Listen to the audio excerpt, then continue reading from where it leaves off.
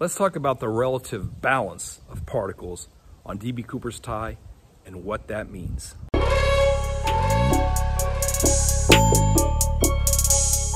friends, how you doing? Eric Eulis here.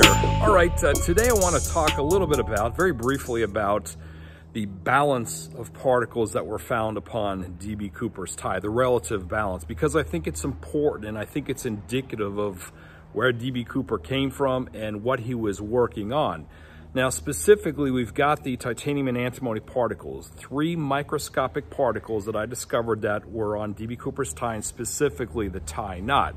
So with respect to those 3 microscopic titanium and antimony particles, it does appear that they were transferred to the tie, specifically to the tie knot via touch. So he must have touched this alloy somewhere, somehow, came into contact with it on his fingers, and then obviously transferred it to his tie knot. But nonetheless, it's important to understand that there are only 3 microscopic particles.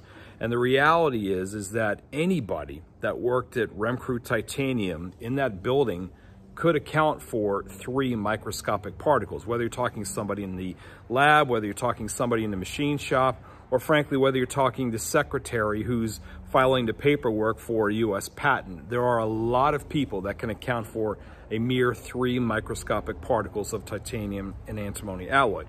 Now, on the other hand, we've got over 2,800 particles of titanium metal on the tie, a significant amount of titanium metal on the tie.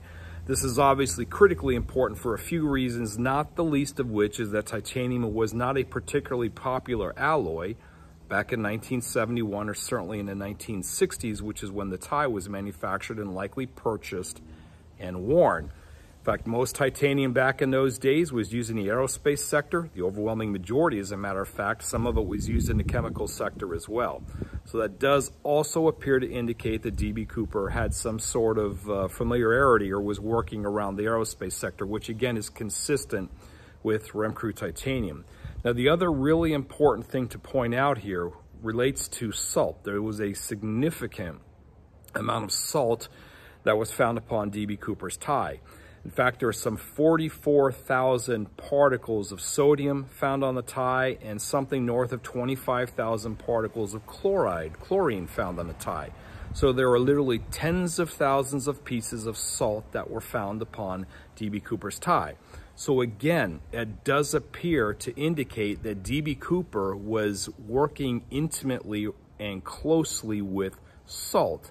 He also appears to be working intimately and closely with titanium, a variety of titanium alloys, as well as commercially pure titanium.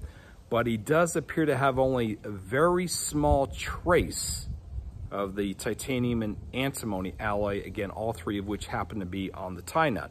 So again, I think that's important when we start zeroing in on D.B. Cooper and trying to figure out where specifically at Remcrew Titanium the guy was working, and specifically what he was working on.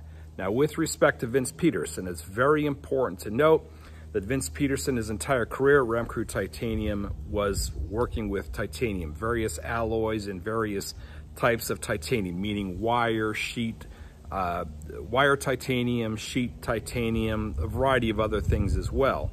So the fact that we've got some 2,800 particles of titanium metal on the tie is perfectly consistent with somebody like Vince Petersen, or for that matter, anybody working in the titanium research lab at Remcrew Titanium. Now, what is notable is that Vince Petersen has written extensively and studied extensively over the course of an entire decade about the corrosive effects of salt on titanium. He wrote about it in the early 60s, 1960, 1961. And he also published papers, documentation with respect to this as late as April of 1971, again, 7 months before the skyjacking took place.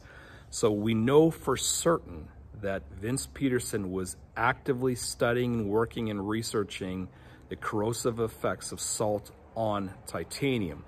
Again, which is very intriguing when you consider the amount of salt on D.B. Cooper's tie. And to be clear, this is not table salt. This is not the kind of salt you would find at McDonald's or on food. This was salt that more of an industrial capacity. Now, one thing I want to quickly mention here with respect to this, I spoke with Tom Kay earlier today, and he mentioned to me that they tested They tested about 11% of the total area of the Thai. So all these particles that we're talking about came from essentially 11% of D.B. Cooper's Thai. There's another 89% of D.B. Cooper's Thai that just hasn't been analyzed or researched. But we're trying to do. We'll see what happens there. So I just wanted to put this really quick video out just to give you an idea of you know, I believe how to approach the case, how to think about this. And again, I think that it is important not only to factor in, you know, what is actually found on the Thai, but also the relative balance of what was found on the Thai. Again, 3 microscopic particles, let's be honest, folks, those things could come from anybody that was within that Remcrew titanium facility. The titanium, 2,800 pieces, a lot harder to explain. That obviously directs us directly to the Titanium Research Lab. And of course, it's important to bear in mind the significant amount of salt, the tens of thousands of particles of salt that were found on the Thai. That's it for today. Very quick, short, nice and easy. So, all right, folks, as usual, if you have any comments or questions, feel free to shoot me an email at eric@ericulis.com. And until next time, cheers.